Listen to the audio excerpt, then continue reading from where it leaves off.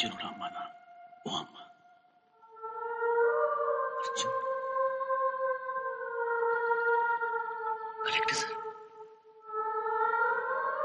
Collector sir ஏன்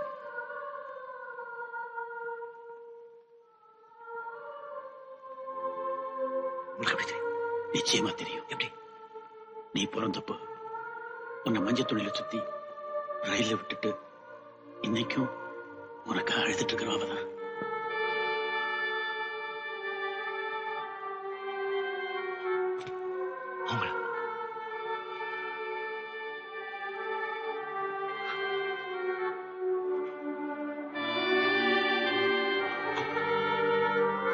கோயில் கூட பார்த்தது.